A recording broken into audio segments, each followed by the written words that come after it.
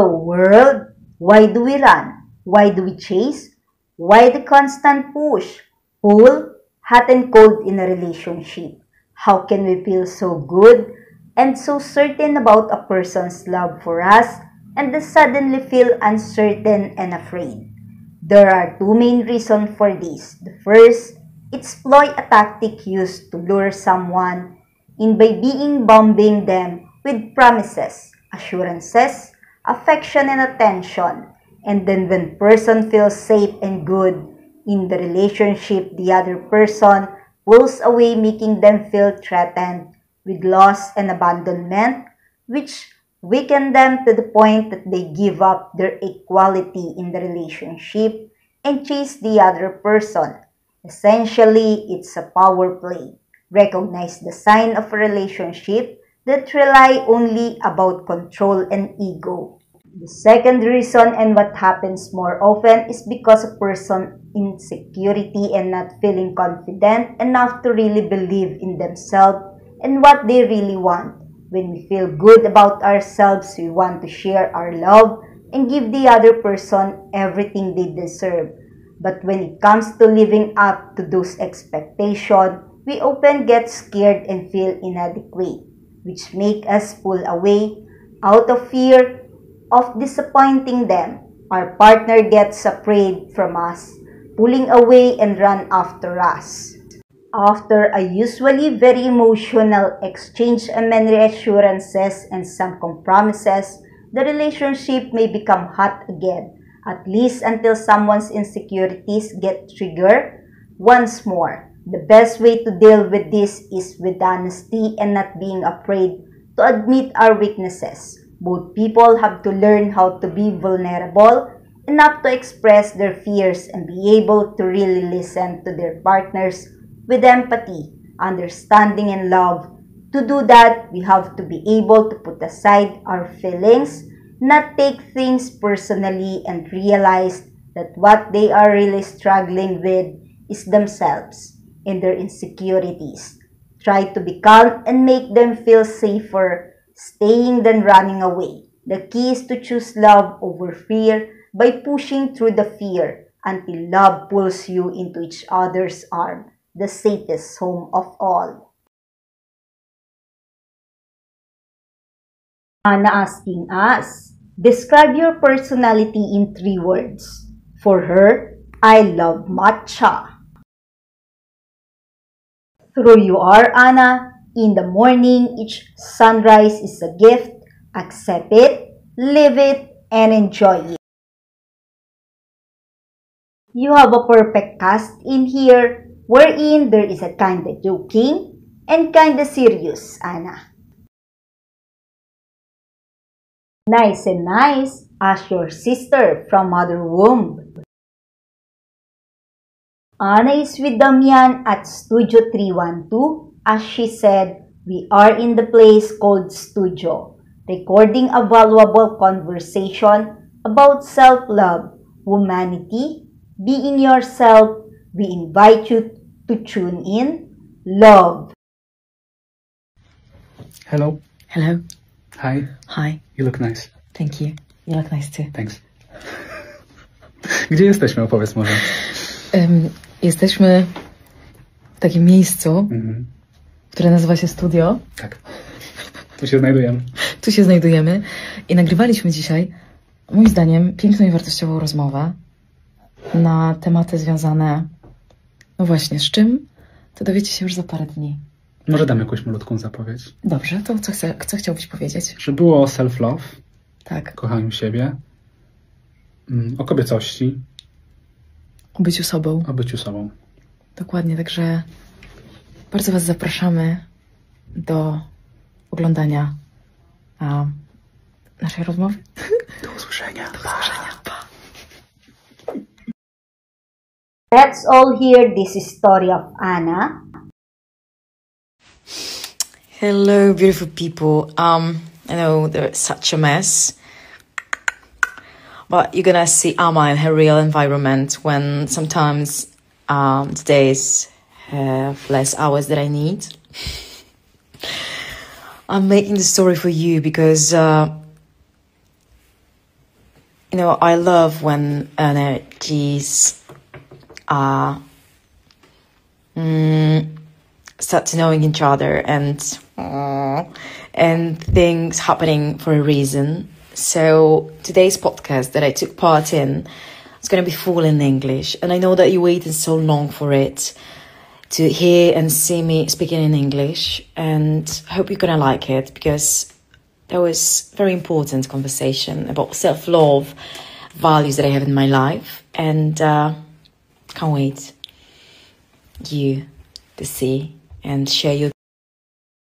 Anna telling us she's my best friend, my best everything, always next to me. My biggest support as animal. Maybe it sounds crazy, but this is true. Cats are so spiritual beings. Always feel what is happening to you. My little one teach me different dimension of love, how to feel it. It's so pure. How about your experience?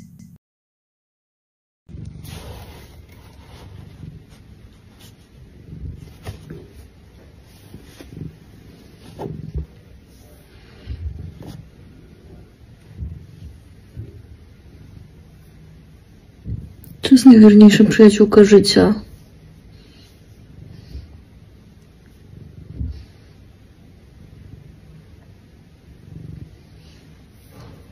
Leo też.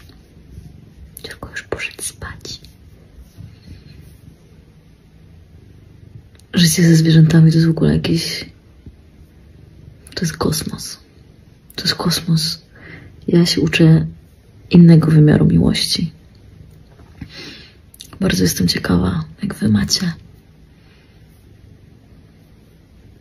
Koty są magiczne, niezwykle spirytualne.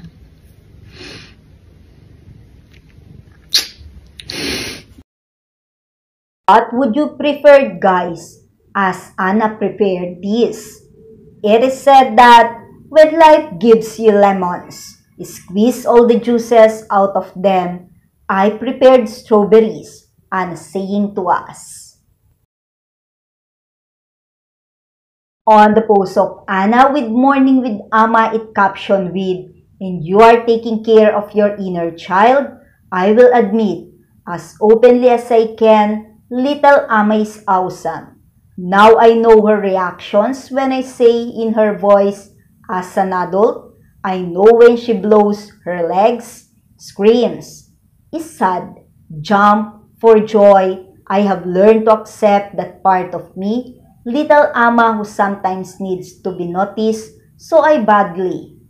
I allow myself to see, feel, and to be noticed so badly.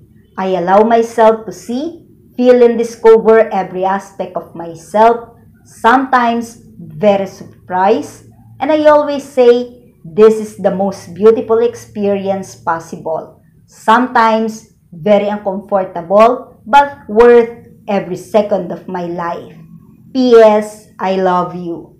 And it also said that, sweet or bitter, hider. Sour lemon ice cream, this is the taste of my childhood.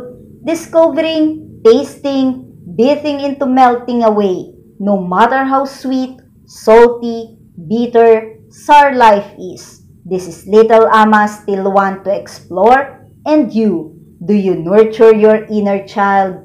P.S.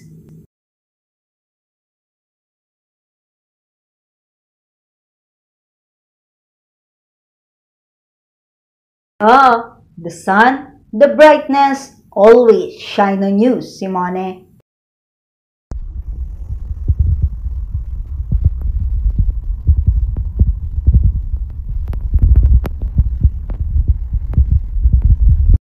Let's all start our day with full of positivity. The fierce look, the seriousness in you make you more powerful aura. What are we gonna stay tuned, Simone? But anyway, whatever it was, just keep it up. On the post of Simone, it captioned with, "Desire can be dangerous, but love even more." Watch the final trailer for Malamore, now getting hot in theaters May 8th. Directed by Francesca Shiru with Gila Schiavo, Simone Susina, Antoniela Carone, Antonio Orlando, Simon Grecci, and with the special participation of Domenico Fortunato, and more stories production with Rise Cinema, work made with the contribution of Mick and with the support of the Apulia region, Apulia Film Commission, and the Lazio region. Trailer track is Scars by Mood Rap Official feature Eyes.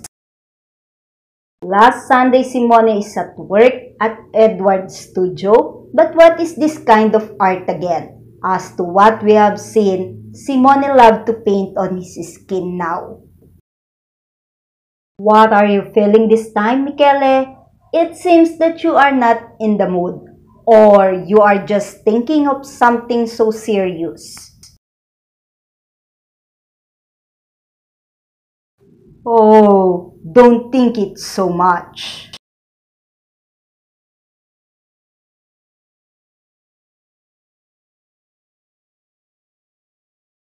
A mystery in the dark. Michele visited a friend of him, Andrea. It's like you lose a weight, Michele. Do you remember this tattoo of Michele? As to where it was located. Michele is back on his studio in Milegnano. What is this art of Michele? Can you guess it, guys?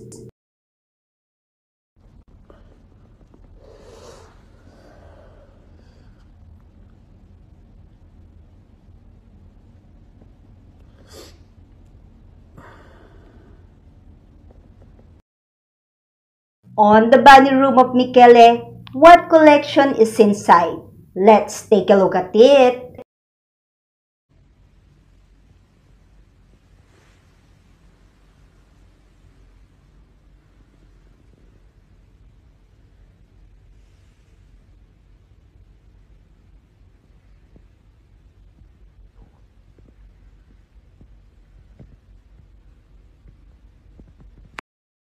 Oh, who do you think who wear those high heel shoes?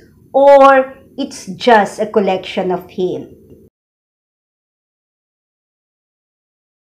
Thank you for watching my video today. Comment your reaction below. Don't forget to click the like button, share this video to others, and please subscribe on my channel. Day 99 of the 365 days of 2025.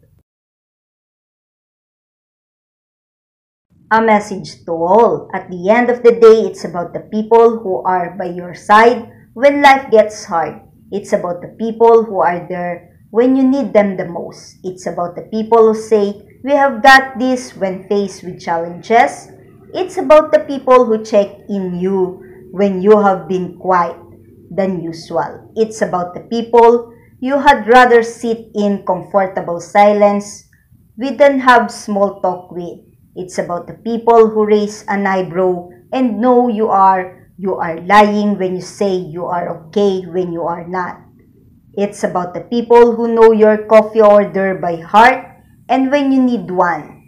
It's about the people who text you to say they are thinking of you on the days they know are difficult for you.